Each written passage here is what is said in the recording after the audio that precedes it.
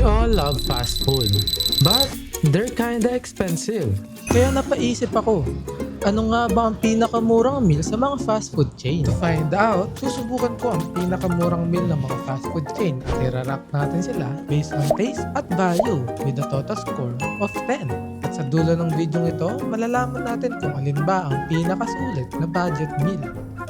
At magsisimula tayo sa Jollibee. Ayun o, Jollibee. Init? Alam niyo naman kapag sinabing fast food dito sa Pilipinas, ang number 1 ay Jollibee. At meron din pala akong nakitang Chicken Joy na worth 95 pesos pero hindi yun ang binili ko kasi merong mas mura na worth 80 pesos.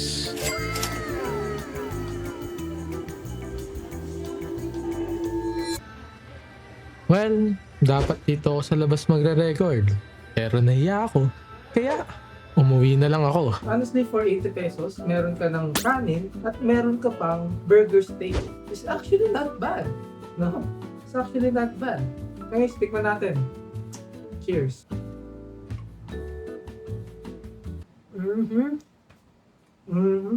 It's juicy, malaki yung patty, maraming kanin at may kasama pang drinks for 80 pesos.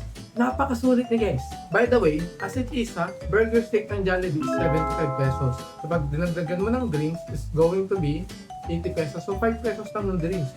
It's actually a really good deal. Masarap naman ang Jollibee pero may kulang. Kaya for taste ay 3.5 at value ay 4 dahil meron siyang kasamang drinks with a total score of 7.5. And for now, first place ang Jollibee. At isa lang yan sa mga i-review natin kasi malay nyo may mas masarap pa sa Chowking. Hello, Chowking. Mainit talaga na iyaw.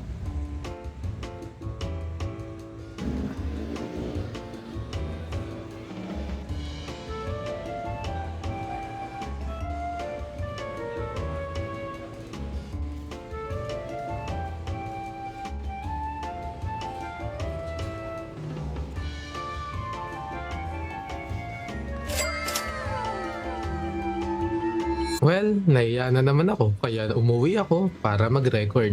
We have here the Chinese-style Filipino-owned fast food dito sa Pilipinas, ang Chowking. Naalala nyo pa back in the day na ang isang chow fan is around 50 pesos to 60 pesos? And by the way, this took me 8 to 10 minutes no, para sa isang order na 80 pesos, 90 pesos. But anyways, malay nyo, mas masarap to and at the same time, mas malaki. Diba? Buksan na natin. Uy! Not gonna lie, it's actually big. Compare sa burger steak ng Jollibee, mas malaki to ng mga 1 inches to 1.5 inches siguro. But ang tanong, mas masarap ba to sa Jollibee? Tikman natin. Wow! Wow. First impression ko, nalasahan ko yung parang chicken fillet ng either McDonald's or Jollibee. And yung sauce niya, yung barbecue sauce niya, lasang Chinese style na barbecue sauce. It's not too salty. And yung crispiness ng chicken, nandun. At sobrang lasa niya talaga, like as in. Para sa akin, mas masarap ang Chowking, kaya 4.5. As for value, dahil walang drinks, only 3.5. With a total score of 8. At tatalo niya ang Jollibee. Next up, ang mga inasal. Naiya na ako mag-record sa labas.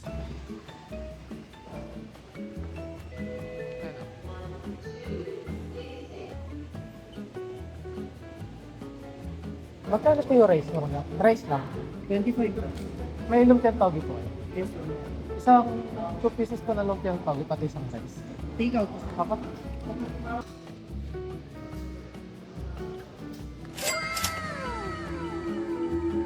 When it comes to chicken inasal, ang pinaka-the best ay Mang Inasal. And this time sa Mang Inasal, ang binili pala natin is 2 toge, pati isang kanin for only 80 pesos. Kasi yung mga rice meal nila, akala ko 75 pesos, meron 80 pesos. Pero pagpunta ko dun, 99 pesos na.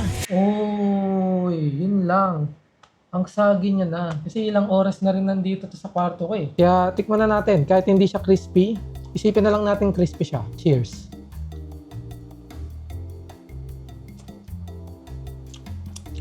Not gonna lie, It's just your typical toge. Yung mga nabibili sa labas, yung nabibili sa mga karinderya, ang difference lang is mas malaki yung nasa karinderya compare sa mga inasal. There's nothing special sa taste kaya 2.5. As for value, only 2. With a total score of 4.5. And so far, meron pa tayong 5 nire-review kaya watch till the end para malaman kung anong pinakamasarap. At next na fast food ay... Wendy's. Kaya ako pumunta eh. Kaya ako binayad din.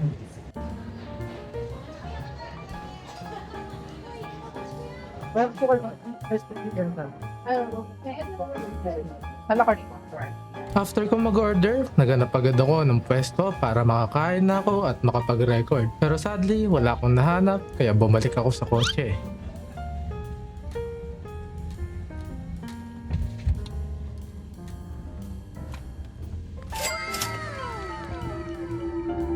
Well, dahil nandito pa yung magulang ko, hindi muna ako makakapagsalita. Voice over muna. Honestly, nagulat ako sa burger ng Wendy's kasi sobrang liit lang ng burger nila. And na-shock din ako kasi tignan nyo naman yun nasa loob. Pero ang sabi nga nila, don't judge the book by its cover. Kaya ito, tinikpan ko na siya. And honestly, it's not bad. It's actually not bad. Ang pinaka nagustuhan ko nga pala ay itong gulay nila na napaka-fresh. Naubos ko naman siya kasi it's actually not bad. Siguro kulang lang sa sauce at sa mga toppings. But overall, Wendy's burger, taste-wise, is going to be a 2. And as per value, it's going to be a 2.5. Sorry Wendy's, but your total score, 4.5. Bawi na lang next time. But anyways, next up ay KFC. Wala, hindi pa rin ako nagsasalita dyan.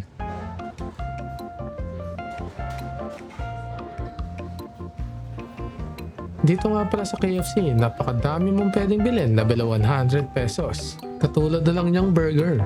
After kong pumila para bayaran ang aking pagkain, meron akong nakita ang honey gravy ng KFC.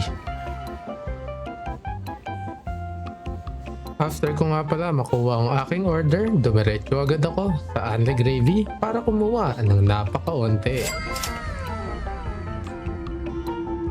Ang setup natin, grabe. Ano yan? Ginusto-gusto ko maging YouTuber, maging content creator, tapos hiya-hiya ka lumabas. Anyways, ito nga pala ang in-order natin sa KFC. 1-piece chicken chop with rice. But, luckily for us, sa KFC, unlimited ang gravy nila. Siyempre, mahiya pa ba tayo kumuha ng unli gravy? Kaya pinuno ko na tong bowl natin, no? Punong-puno ng unli gravy. Dami nakatingin. Lalakad na lang sila. Sige, kaya mo yan. Kaya mag-park ka. Honestly, it's not bad, no? Kung hindi lang ako gumagawa ng challenge, bibiling ko dun sa KFC, 2 kanin, tapos unlimited gravy. Okay na ako dun. Tignan mo naman, naging sabaw yung gravy, guys. Panis. Tignan natin, rice and a gravy muna. Alam mo yung gravy talaga ng KFC? Pwede na siyang pang-ulam eh. Pero may something missing talaga. Parang kulang ng pampalasa. Uy. First bite.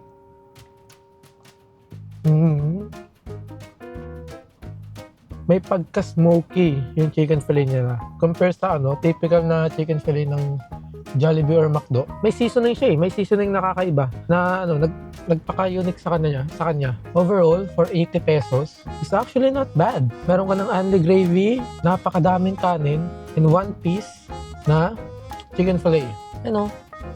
Ang dami niyang laman pero ang onti lang ng niya. Ang onti lang ng chicken fillet niya. Masarap naman ang chicken chops ng KFC. Kaya for taste ay 3. As for value, 3.5 kasi napakadami niyang kanin at gravy with a total score of 6.5. So far, ang nananalo ay Chowking. Pero meron pa tayong 3 fast food na susubukan. Kaya watch till the end para malaman kung ano nga ba ang pinakasulit na budget meal. Anyways, next up, Papas. Diba? Meron po kayong 1 piece chicken na a la carte. Chicken tsaka rice lang. Meron po 103 pesos. 103. dito nga pala sa Popeyes nagulat ako kasi napakamahal ng mga pagkain nila at wala silang below 100 pesos na budget meal.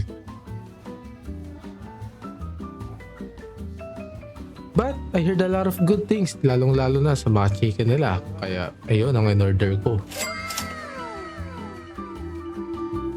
So, after a really long walk, meron na tayong dalang Popeyes. Honestly, nagulat ako sa Popeyes kasi nung tinanong ko ano po yung pinakamurang meal ninyo, dalawa lang yung sagot niya. Isang burger na worth 120 pesos at one piece chicken na worth 125 pesos. So nagulat ako kasi usually yung mga pinuntahan ko meron silang below 100 pesos. Pero sa Popeyes, wala silang rice meal na below 100 pesos. But anyways, ang binili pala natin is one piece chicken meal na walang kasamang drinks kasi kapag walang kasamang drinks is 105.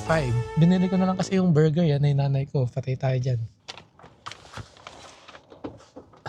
Masarap naman ang Popeyes, and actually, this is my third time ordering their chicken. And ang masasabi ko lang is lasang gatas ang kanilang fried chicken.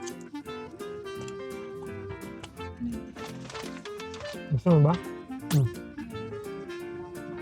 Overall is crispy and juicy at may pagkaiba talaga ang lasa ng Popeyes kaysa sa typical na fried chicken. And kung titignan niya naman, naubos ko siya kasi masarap naman talaga siya eh.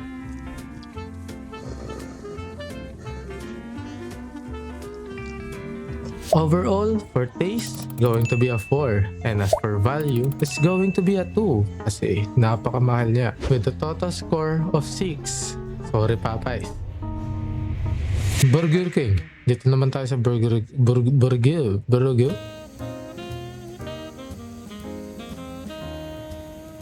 Dito nga pala sa Burger King, napakadaming option na below 100 pesos. And as for me, hindi naman kasi ako masyadong kumakain ng Burger King. Kaya pinili ko na lang yung pinakamurang mahahanap ko dito sa kanila.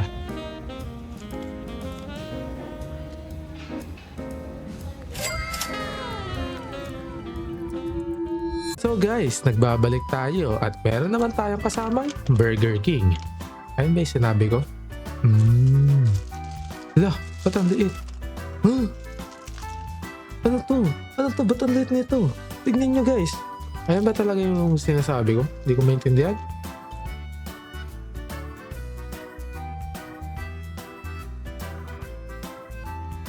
Honestly, hindi naman ako masyadong kumakain ng Burger King kaya hindi ko siya mako-compare sa kahit anong experiences ko. Pero for this one, ang patty niya is walang seasoning at all. Napaka-dry pa. At wala silang binigay na extra ketchup. Sa tingin ko ang sinasabi ko dyan is yung bun is sobrang sarap. 10 out of 10. Pero yung burger patty, walang-wala. Napaka-dry at walang seasoning. Kaya for taste, it's going to be a 1.5. And as for value, it's going to be a 3. Sorry Burger King, your total score is going to be 4.5. And next up, McDonald's.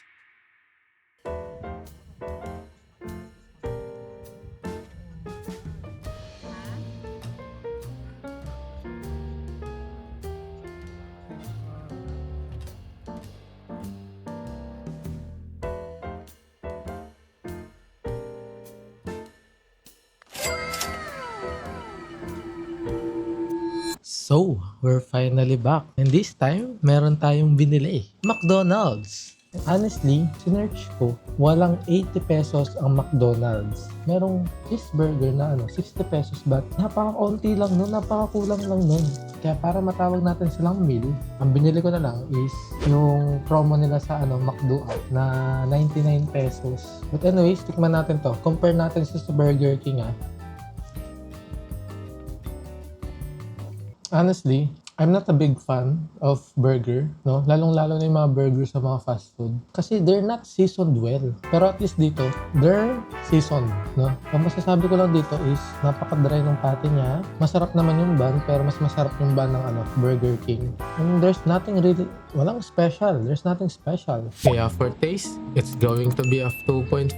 And as for value, it's going to be a 4 kasi meron siyang kasamang McFloat. Sorry McDo, but your total score is 6.5. And congratulations Chowking kasi nanalo ka with the total score of 8. But anyways, this will be my last bite. Maraming salamat sa mga taong nanonood, mga taong nagko-comment. It really means a lot to me, lalong-lalo na nagsisimula pa lang ako. And I hope soon na magawa ko ito ng mas maayos. Kasi nga lagi kong sinasabi, every day is a step closer towards your dream. Basta't araw-araw kang kumikilos, maabot at maabot mo yan. Last bite guys. Maraming salamat and see you guys next video. Bye-bye!